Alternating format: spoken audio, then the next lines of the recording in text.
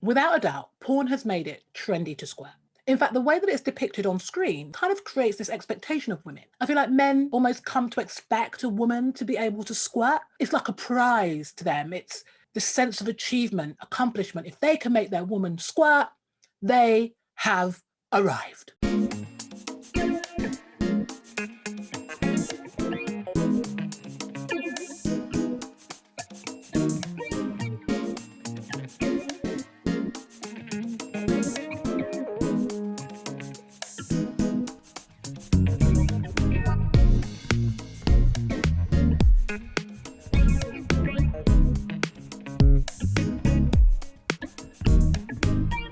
Welcome to Shared Thoughts. I am Cheryl, and these are my thoughts. I want to say men especially don't understand what goes into or what occurs when squirting happens. As I said, they just want to feel accomplished. They just want to feel like they can do that shit. They just want to feel like, yeah, they're able to do what they do on the porn. It's funny because there are quite a few schools of thought when it comes to squirting. So you've got those that stand for it, swear by it, up and down, it's what it is. Then you've got those that kind of think it's a gimmick and just want to be able to say that they've experienced it, not really appreciate it or give any thought beyond the fact that, okay, this is just something that I made this woman do. Again, based pretty much off what they see on porn a lot of the time. And thirdly, you have those that are skeptical about it, those that aren't entirely convinced that it's even a thing. In fact, there's a lot of people that are like this. A lot of people just think it's pee. I want to quash that last theory first and foremost. While squirt fluid does expel via the urethra, which is essentially the pee hole, the fluid itself is produced in the skein gland. Now, the skein gland is the equivalent of the male prostate gland and is found on the inside walls of the vagina. As we know, pee comes from the bladder, not from the skein gland. So its origins are kind of key in deciding whether it's squirt fluid or pee. Whilst yes, there may be trace elements of urine as the squirt fluid is essentially exiting via the same hole, naturally remnants might be picked up on the way out. But when a woman squirts, the liquid released is more water-like. For the most part, it's odorless, whereas pee generally has a smell. On the whole, there is a difference. Okay, so we understand that squirting is the release of liquid during sexual arousal. I want to make the point that, well, it's important to know that squirting is less likely to be a fountain of water. It's more likely to be a gush or like a trickle for most women on most occasions. You know, suddenly it's kind of dripping wet or the bed sheets are now saturated and you didn't notice that like 2 minutes ago, that kind of thing. The wetness just kind of occurs rather than shoots in the way that you generally see on screen. Remember, porn is for entertainment, so everything needs to be exaggerated by a billion, and that's the same when it comes to squirting. Expecting it to flow out like you've just switched on like a high-speed tap, yeah, nah, that is not likely.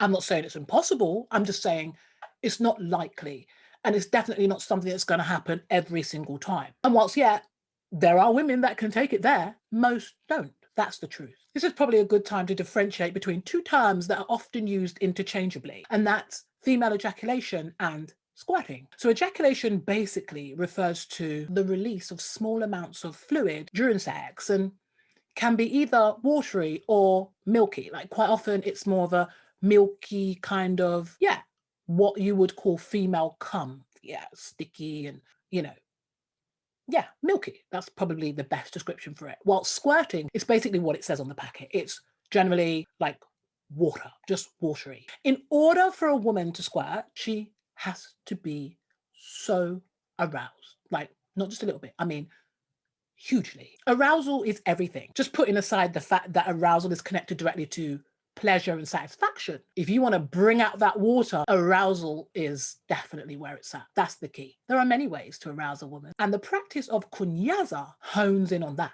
for sure. At this point, you're probably thinking, wait, what? Kunyahu? Or if you've heard of Kunyaza, you know what? Good for you. Kunyaza is a centuries-old Rwandan sexual practice. The ethos behind Kunyaza is to pleasure the woman by encouraging her to expel water, which is essentially squirting. The Kunyaza technique is one that involves tapping and rubbing on the clit and the labia, the surrounding vulva, with an erect penis. It's not a quick thing though. Kunyaza requires time and patience. It's a process. It's a sexual journey, if you like. The woman needs to be relaxed and completely consensual, as is the case in any kind of sexual situation, to be fair. Letting go of all inhibitions is crucial in succeeding, and just going with the flow is 100% where it's at. Of course, the Kunyaza technique must be delivered effectively. So he would literally have to tap in, zone in, hone in, just entirely connect with the woman that he's kunyazaing, for want of a better expression. He would need to listen to her body and then, of course, respond accordingly. There would be absolutely no point in going in and just like, yeah, this is what I'm going to do. I'm going to do it like this and this is going to work. Because no, it really is about being in tune and just watching for clues, picking up on little signs and running with it. Kunyaza is all about the woman and her pleasure, and that's from start through to finish. In fact, Kunyaza is actually just as much about teaching men not to be selfish in the bedroom as it is about satisfying a woman. When I say selfish, a lot of the time men act selfishly in the bedroom, not because that's their intention, but because the way we're taught about sex.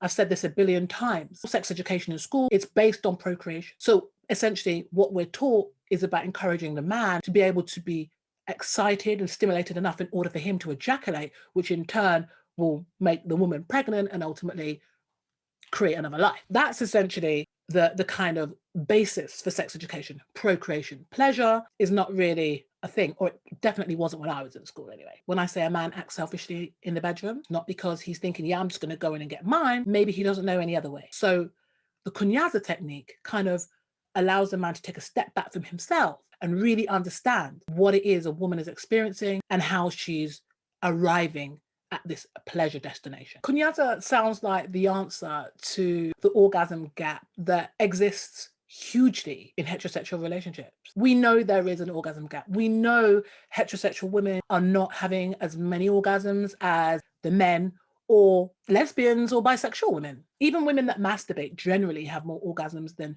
women in heterosexual sexual relationships. You know, this is a fact. So maybe Kunyaza is the answer to that. Maybe Kunyaza is a good starting point or a good place to begin to bridge this orgasm gap.